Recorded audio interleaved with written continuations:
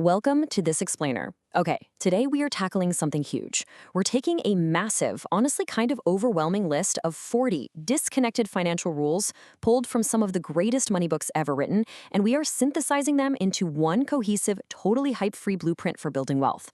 We're going to cut right through the noise to give you the absolute core principles you need to understand money from the ground up.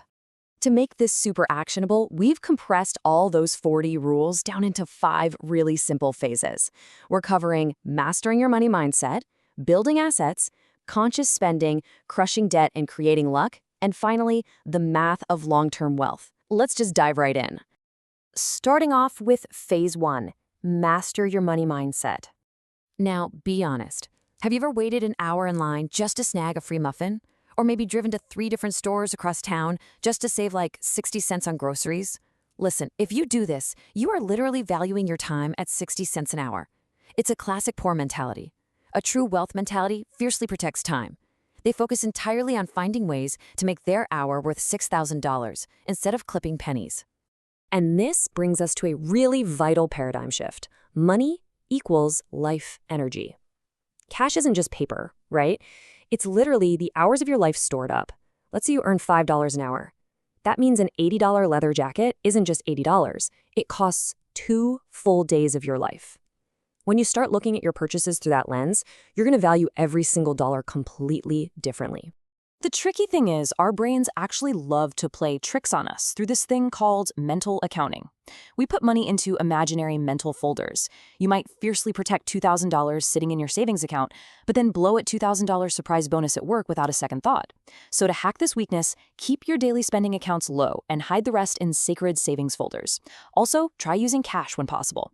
Paying with plastic just kind of feels like using casino chips, doesn't it? You don't feel the money leaving your hands. Oh, and always pre-plan goals for any extra income before it even hits your account. Moving right along to phase 2, build assets, expand means.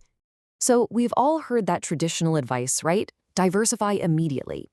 But Andrew Carnegie completely challenged this. He said you should actually put all your eggs in one basket and then watch that basket like a hawk. The idea here is that you get rich by focusing on one thing and you stay rich by diversifying later. Think about it. Jeff Bezos didn't start the everything store on day 1. He started by obsessing purely over books. Bill Gates focused purely on software. You want to hit that first million by mastering one thing before you start scattering your focus. Which brings us to a super critical question you need to ask yourself right now. Are you working for money, or is your money working for you? Because this right here is the fundamental mechanical difference between just relying on a paycheck tied to your labor and actually building lasting generational wealth. To really get your money working for you, let's lean on Robert Kiyosaki's core rule. It is the absolute simplest path to wealth. An asset puts money in your pocket, a liability takes money out of your pocket.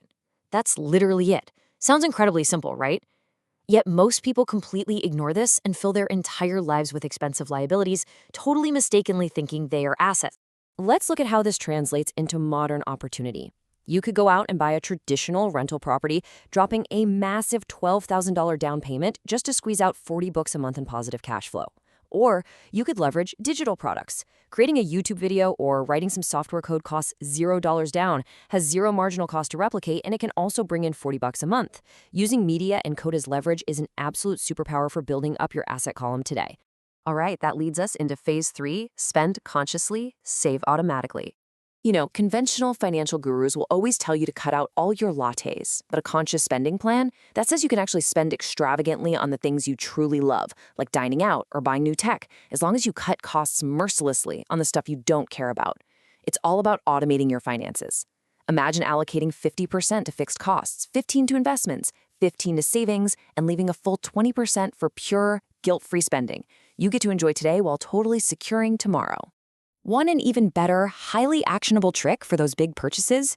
Use the 2 times rule. Say you really want a $400 smartwatch. You are totally allowed to buy it, but you must simultaneously invest another $400 into your investment accounts. This completely removes the guilt of the purchase, while forcing you to think twice to see if you really want to part with double the cash. It's brilliant. This perfectly reinforces why you simply must pay yourself first out of every single paycheck. Think of it like this. Every dollar you save is a tiny soldier in your personal army. You send those money soldiers out to fight for you in the market, and they are going to bring back new recruits, completely compounding your wealth. But if you spend recklessly, well, it's like sending your soldiers out without armor. They get killed off, and they can never, ever recruit for you again. Moving into phase 4, crush debt and create luck. When you are attacking debt, the absolute most crucial thing is psychological momentum. Using the debt snowball method, you sequence your payoffs purely by the balance amount, going from smallest to largest. So you attack that $3,000 credit card with every single extra penny you have, while just paying the bare minimums on the rest. Once that card is finally gone, you roll that extra money into the student loan. Now notice what's missing here. Your massive 35-year mortgage. Leave that completely off the list for now. Staring at a giant number like that will literally only discourage you from even starting. So, once your bad debt is completely crushed, it's time to manufacture some success. Relying on blind luck, that's kind of like hoping you'll just randomly stumble upon a sunken treasure. It's incredibly rare.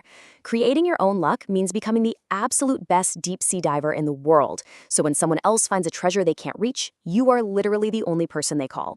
Whether it's viewing 100 investment properties instead of just 10, or mastering a really rare skill, you force luck to find you through relentless, continuous action. And finally, phase 5, math of long-term wealth. The math behind investing early is just shockingly powerful. Check this out. Billy starts at age 15, puts in $3,000 a year for just 5 years, and then completely stops. Never invest another dime. Susan invests for 8 years. Kim starts at age 27 and invests relentlessly for 39 years. Yet, at age 65, Billy ends up with the most money, $1.6 million. No way, right? He only invested $15,000 total, but because he started the earliest, time did all the heavy lifting. Now, while time is definitely your greatest asset, fees are your absolute worst enemy. $418,000. Just let that massive number sink in for a second. That is exactly how much a tiny, seemingly harmless 1% difference in investment fees will cost you over a 30-year span on a $100,000 investment. Everything else is identical, but you lose nearly 24% of your total potential wealth simply because you ignored a 1% fee. It's crazy. But, making money and keeping it are two entirely different games. Pretty much every paper currency in history eventually collapses. So how do you actually preserve wealth?